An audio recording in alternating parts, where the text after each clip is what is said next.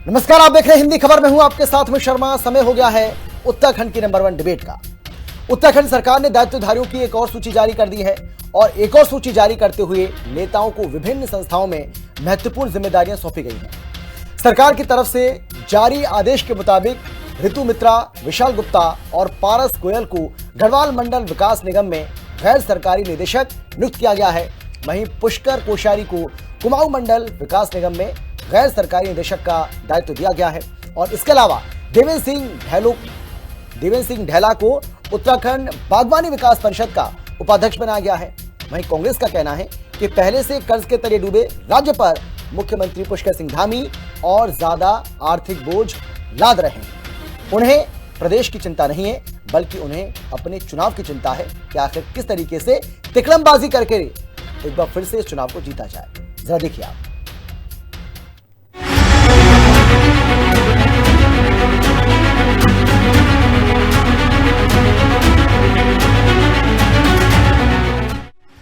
उत्तराखंड में दायित्वधारियों की नई सूची जारी, दिए गए महत्वपूर्ण पद। कांग्रेस ने आर्थिक स्थिति पर उठाए सवाल। उत्तराखंड सरकार और भाजपा का कहना है कि ये नियुक्तियां संगठन और सरकार के बीच बेहतर समन्वय स्थापित करने और विकास योजनाओं को गति देने के उद्देश्य से की गई हैं। भाजपा नेताओं के अनुसार विभिन्न क्षेत्रों में सक्रिय और अनुभवी कार्यकर्ताओं को जिम्मेदारी देने से जनहित से जुड़े मुद्दों का समाधान अधिक प्रभावी ढंग से हो सकेगा। पार्टी का दावा है कि मुख्यमंत्री पुष्कर सिंह धामी के नेतृत्व में राज्य के विकास को नई दिशा देने के लिए योग्य लोगों को दायित्व सौंपे जा रहे हैं। धरातल पर काम करने की जरूरत थी, तो उन्होंने दायित्व बांटने के साथ साथ सबने अपनी गाड़ी पर लाल बत्ती लगाई, हूटर लगाए और राज्य के अंदर इसको लाल बत्ती वाला राज्य बना दिया था। तो उस समय उनको चिंता नहीं हुई। उसके बाद हरीश रावत जी ने जिस तरह से दायित्वों का पिटारा खोला और चुनाव से 15 दिन पहले तक वो दायित्वों की सूची जारी करते रहे, लाल बत्ती बांटते रहे, उस समय भी उनको नहीं दिखाई दिया। धामी जी ने अगर भारतीय जनता पार्टी के और इस राज्य के निर्माण में जिन लोगों का महत्वपूर्ण योगदान है, जो अनुभवी लोग हैं, उनको अगर 100 से कम लोगों को अपने 5 साल के कार्यकाल में दायित्व बांटा, तो उस पर कांग्रेस को सवाल उठाने का कोई अधिकार नहीं है, कोई औचित्य नहीं है। ये सब लोग जो अनुभवी लोग हैं, जानकार लोग हैं और राज्य के हित में काम करने वाले लोग हैं, उनको दायित्व बांटा जा रहा है। कांग्रेस ने इन नियुक्तियों को लेकर सरकार पर निशाना साधा है। कांग्रेस नेताओं का कहना है कि उत्तराखंड पहले से ही अरबों रुपए के कर्ज के बोझ तले दबा हुआ है। इसके बावजूद सरकार लगातार दायित्वधारियों की नियुक्तियां कर रही है। कांग्रेस का आरोप है कि इन पदों पर होने वाले खर्च का भार राज्य के खजाने पर पड़ता है, जबकि आम जनता को इसका कोई प्रत्यक्ष लाभ दिखाई नहीं देता। विपक्ष ने सरकार से इन नियुक्तियों की आवश्यकता और इनके औचित्य पर जवाब देने की मांग की है। अब बेमतलब 6 माह 8 माह के लिए आपने राज्य कोष में सैकड़ों करोड़ रुपए का जो है वजन डाल दिया, बोझ डाल दिया। अरे अगर वो इतने सक्षम, इतने प्रतिभा का उपयोग करना था आपने, तो कम से कम सरकार के आरंभ में ही करते, उनकी प्रतिभा भी पता चलती, उनके काम करने का ढंग पता चलता। परंतु अब तो 6-8 माह वाली जो जाती हुई सरकार है, उसमें बेवजह उन बेचारों को आपने दायित्वधारी देकर उनका, मैं समझता हूँ, अपमान ही किया है। कुछ उधार का सिंदूर भी लिए बैठे हैं उनमें, वो भी अपने को स्वागन बेशक महसूस कर रहे हैं, पर इससे कुछ होने वाला नहीं है। आपने सैकड़ों करोड़ रुपए का जो बोझ है वो राजकोष पर डाल दिया। पहले भी अन्य सरकारों में भी होते थे दायित्वधारी, पर उनका उपयोग उनकी प्रतिभा, योग्यता के आधार पर किया जाता था। अब ये बेचारे क्या कर पाएंगे? उत्तराखंड सरकार का कहना है कि सभी नियुक्तियां नियमों के तहत की गई हैं और इनका उद्देश्य राज्य के विकास कार्यों को अधिक प्रभावी बनाना है। दायित्वधारियों की नई नियुक्तियों को लेकर सियासी बहस तेज हो गई है और आने वाले दिनों में ये मुद्दा राजनीतिक चर्चा का केंद्र बना रह सकता है। शुभांगी भट्ट के साथ दीपिका भंडारी, देहरादून, हिंदी खबर। और चलिए चर्चा करते हैं। हमारे साथ फिलहाल 2 खास मेहमान मौजूद हैं। हमारे साथ बीजेपी की ओर से बीजेपी के प्रवक्ता प्रभा बंदूनी जी हैं, स्वागत है मैम आपका। और इसके साथ ही हमारे साथ गरिमा मेहरा दसोनी जो कि कांग्रेस पार्टी के प्रवक्ता हैं, स्वागत है मैम आपका भी। लेकिन सबसे पहले मैं आपके पास आना चाहूंगा प्रभा जी, सीधा सवाल मेरा आपसे है, मैं आपसे जानना चाह रहा हूं कि सरकार के लिए ये दायित्वधारियों की फौज खड़ा करना उसकी मजबूरी है या जरूरी है? सीधा सवाल है। देखिए अमित जी, सरकार की कोई मजबूरी नहीं है। हमारी जी। सरकार तो पूरे 5 साल पूरे हो गए हैं और अब तो चुनाव का समय है। मजबूरी तो किसी सरकार की हमने कांग्रेस के समय में देखी है, जब इनको सरकार बचाने के लिए लाल बत्तियां देनी पड़ी थी, चाहे वो हरीश रावत जी की सरकार रही हो, चाहे उससे पहले ये बार बार विकास पुरुष नारायण दत्त तिवारी जी का नाम लेते रहते हैं। तो उनकी सरकारों में हमने देखा है जिस प्रकार लाल बत्तियां बांटी जाती थी, क्यों बांटी जाती थी, उसका कारण क्या था? केवल सरकार को बचाने के लिए। हमेशा उन पे एक खतरे की घंटी मंडराती रहती थी कि आज सरकार गई, कल सरकार गई।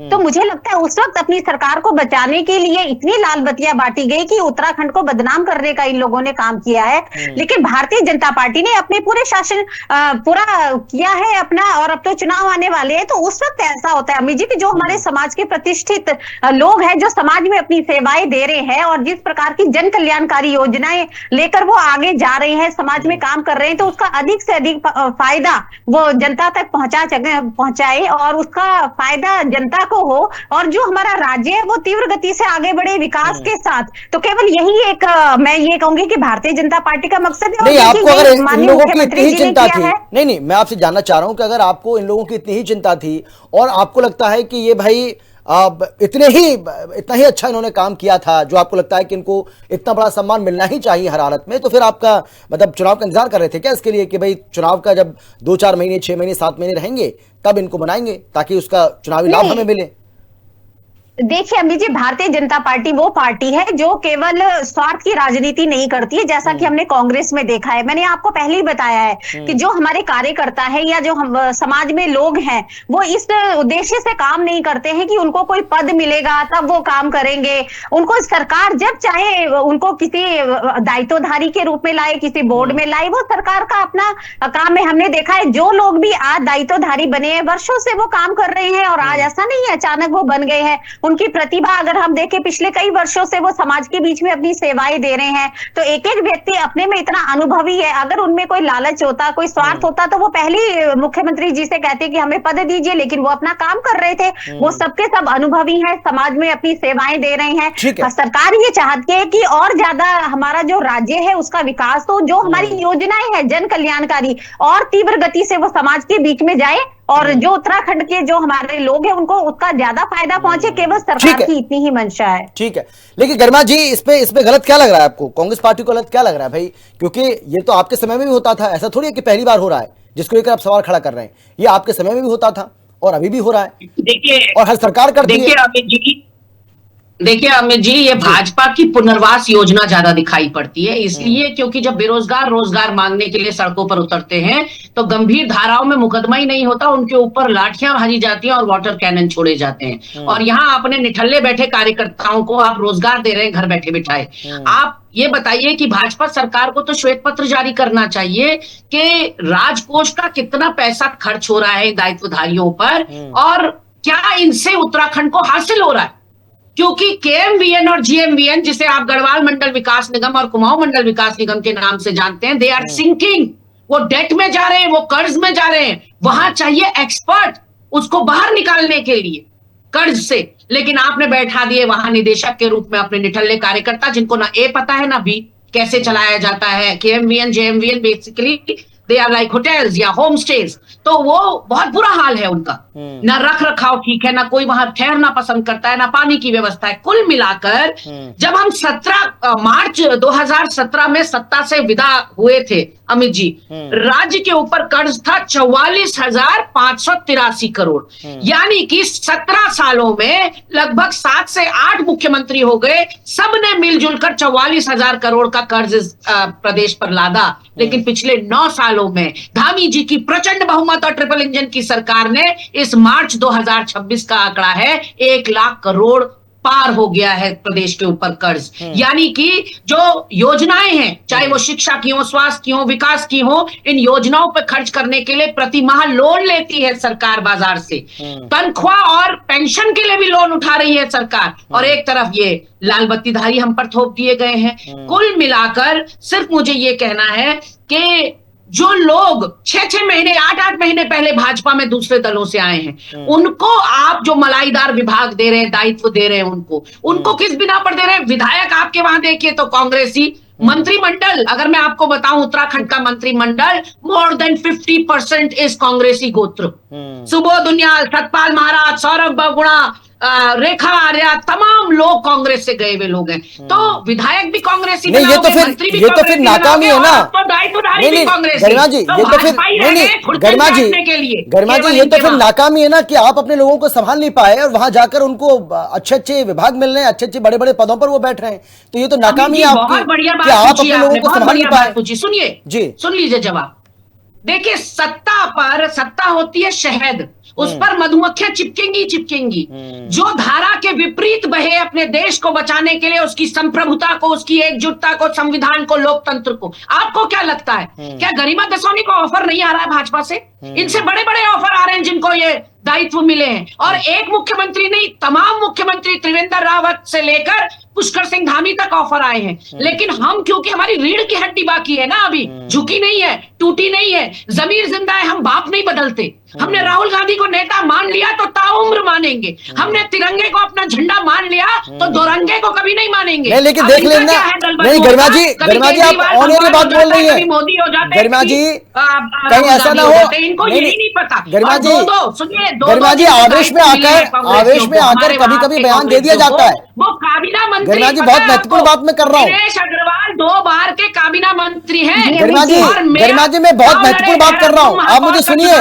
मैं ये कह रहा हूँ गरिमा जी आपने बहुत बड़ी बात कह दी है, आपने बहुत बड़ी बात कह दी है। और नेता प्रवक्ता आवेश में आकर ऐसे बयान दे देते हैं, लेकिन ऑनियर ये बात आप बोल रही हैं और ये रिकॉर्ड हो रहा है। मैं आपसे ये कह रहा हूं मैम कि आपने ये बहुत बड़ी बात कह दी है कि आप ताउम्र कांग्रेस पार्टी में ही रहेंगी, कांग्रेस पार्टी। हाँ, तो लेकिन आपको संशय नहीं होना चाहिए। मुझे कोई संशय नहीं है, लेकिन मैंने ऐसे तमाम नेता देखे, दल में जाना चाहिए जो जिन्होंने इसी तरीके से कहा और उसके बाद पलटी मारने में देरी नहीं करी। इसी दल की नहीं करूंगी जी। ठीक है, चलिए उम्मीद करते हैं गरिमा जी कि आप अपनी बात पर अडिग रहेंगी और जब भी कुछ ऐसा होता है, कैसी बात करते उथल पुथल होती है। इतना ज्यादा दल बदल आपने देख लिया कि आपको विश्वास नहीं हो रहा। कुछ लोग हैं जो सच्चाई के साथ झंडा पकड़ कर खड़े रहते हैं, उनमें से गरिमा दसौनी एक है। मेरी आखिरी सांस कांग्रेस में ही होगी। ठीक है, नहीं ये बहुत बड़ी बात है, ये अच्छी बात है। आजकल किसी भी पार्टी में ऐसे कार्यकर्ता मिलेंगे नहीं। टीकम जी आपको क्या लग रहा है? कांग्रेस पार्टी तो कह रही है कि जबरदस्ती भाई दायित्वधारियों की फौज खड़ी करी जा रही है, सरकारी खजाने को जबरदस्ती नुकसान पहुंचाने की कोशिश कर रहे हैं, उस पर बोझ डाले जा रहे हैं, जबकि इसकी जरूरत क्या है? भाई चुनाव आ गया तो आपको लग रहा है कि भाई चलो ठीक है, उस तरीके से अपने समीकरण बिठा लेते हैं ताकि चुनाव में जीत हासिल हो जाए। कुछ हासिल होगा इससे? सरकार को क्या फायदा होगा या जनता का नुकसान हो रहा है? अमित जी बिल्कुल जैसे गरिमा दसौनी जी ने कहा कि जो ये खर्चा, अतिरिक्त खर्चा बढ़ने वाला है। खैर ये काम तो कांग्रेस ने भी पहले किया है, ऐसा नहीं कि पहली बार हुआ है। यूकेडी का ये कहना है, जिस प्रकार से प्रभा बंधुनी जी कह रही हैं कि अनुभवी लोग थे, अनुभवी लोग हैं, क्या इससे 4.5 साल पहले आप सोए हुए थे जब इतने अनुभवी लोग थे? क्यों प्रदेश का हित मारा आपने? भले ये बजट लग भी जाता इनके खर्चों में, कोई दिक्कत नहीं थी, लेकिन प्रदेश तो आगे बढ़ता। भारतीय जनता पार्टी कभी प्रदेश हित के लिए नहीं सोच रही है। हम ये तभी कह रहे हैं पहाड़ों का जो ये स्थितियां बिगड़ी हुई है वो इसी कारण बिगड़ी हुई है, क्योंकि इन्होंने जब ये इतने अनुभवी, हम लोग स्वार्थी, मैंने पहले कहा हम लोग स्वार्थी नहीं है।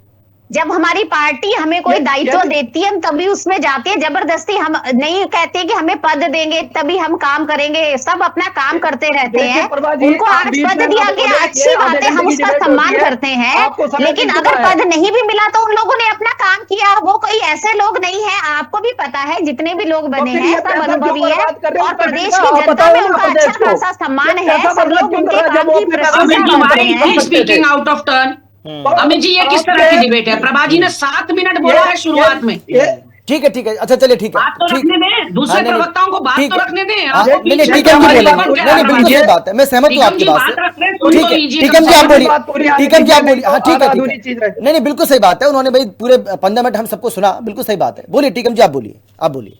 अमित जी हम ये कहना चाहते हैं, भारतीय जनता पार्टी अपने को बड़ी आदर्श पार्टी मानती है, लेकिन चुनाव के समय इनको गांव भी याद आते हैं। कई बार हमने डिबेटों में ये बात रखी, हम ये कहना चाहते हैं, जब इतने ये अनुभवी अधिकारी थे तो इनको ये दायित्व 4 साल पहले क्यों दिए, 4.5 साल पहले क्यों इनको बाहर रखा गया? बिल्कुल, क्यों प्रदेश का हित मारा गया? बागवानी के क्षेत्र में तमाम कमियां दिख रही है, तमाम प्रकार के अन्य विभागों में, गढ़वाल मंडल में तमाम कमियां दिख रही है, कमियां क्या टोटल ही खामियां दिख रही है। तो जब ये इतने अनुभवी आदमी थे तो इनको क्यों नहीं दिया? ये सब परपंच का जो षड्यंत्र है ना, भारतीय जनता पार्टी और कांग्रेस ने जो दोनों ने किया है, ये तो प्रदेश हमेशा आगे बढ़ता।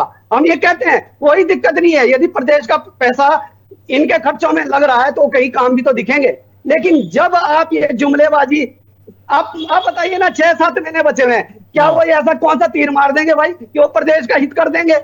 कौन सी ऐसी उनके पास है? नहीं, ये तो लेकिन नहीं, मैं ये कह रहा हूं टीकम जी, ये तो हर पार्टी करती है ना। जब कांग्रेस सत्ता में थी तो कांग्रेस भी तो करती थी, इसमें गलत क्या है? मैं ये जानना चाह रहा हूं कि भाई सरकार ने कोई पाप तो नहीं कर दिया ना, सभी करते हैं भाई। जो राजनीतिक समीकरण होते हैं उनको बिठाने की कोशिश की जाती है चुनाव से पहले, ताकि चुनाव में उसका लाभ हो। अगर सरकार ने ऐसी कोई कोशिश की भी है तो इसमें गलत क्या है? मैं ये जानना चाह रहा हूं आपसे भाई। ऐसा तो है नहीं कि सरकार ने परंपरा से हट करके कुछ ऐसा अलग कर दिया कि भाई पहले कांग्रेस के समय में तो ऐसा होता नहीं था, लेकिन बीजेपी ने ये एक नई परंपरा शुरू कर दी, ऐसा तो नहीं है ना?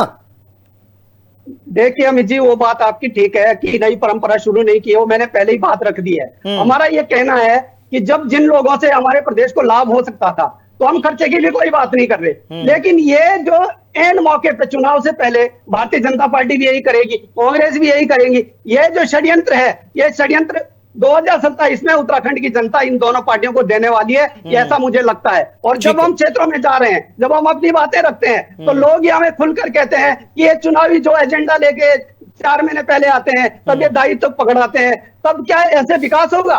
तो ये जो तमाम प्रकार की जो इनकी भ्रांतियां है प्रदेश को भ्रमित करने की, ये अब नहीं चलने वाली है, ये जनता समझ रही है। ठीक है संजय जी, एक पत्रकार होने के नाते आप कैसे देख रहे हैं इस पूरे मामले को? क्योंकि कांग्रेस और यूकेडी तो ये कह रहे हैं कि भाई ये तो अब मतलब एक तरीके से ना वो मिठाई बांटी जा रही है ताकि लालच में आकर के और लोगों का वोट भी हासिल हो जाए और वो लोग तो खुशी हो जाएंगे। भाई जिनको मलाई मिल रही है वो तो सिंपल सी बात है, वो तो उसको खाएंगे ही, उन्हें तो खुशी मिलेगी। लेकिन उनके जो समर्थक हैं, उनके जो चाहने वाले, उनके लिए भी तो खुशी की बात है ना ये। लेकिन मैं ये जानना चाह रहा हूं कि इससे प्रदेश का क्या हित होगा, इससे प्रदेश को क्या फायदा होगा, आम जनता का क्या लाभ होगा, ये आप मुझे बताइए थोड़ा।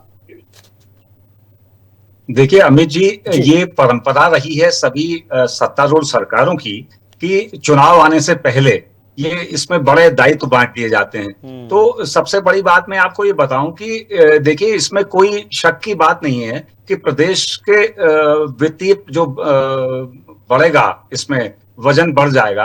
वो देखिए 25 से 40 करोड़ रुपए तो मुख्यमंत्री और अन्य कैबिनेट मंत्री सब सुविधा ले रहे हैं, 25 से लगभग 40 करोड़ का ये आंकलन है। इसमें कोई सरकार स्पष्टीकरण नहीं देती है कि इसमें व्यय कितना होता है। एक अनुमानित रहता है ये कि 25 से 40 करोड़ रहता है। अब करीब 25 से 30 करोड़ अगर ये 100 से ज्यादा दायित्वधारी बना दिए हैं तो निश्चित आर्थिक बोझ प्रदेश पे पड़ेगा ही पड़ेगा। लेकिन मैं आपको एक बात सबसे बड़ी बता दूं कि ये जो वजन पड़ रहा है ये राज्य के कुल बजट की तुलना में बहुत बड़ा हिस्सा नहीं है। राज्य का बजट इस बार सर्वाधिक जो है रखा है सरकार ने, उसकी तुलना में ये कोई बहुत बड़ा हिस्सा नहीं है।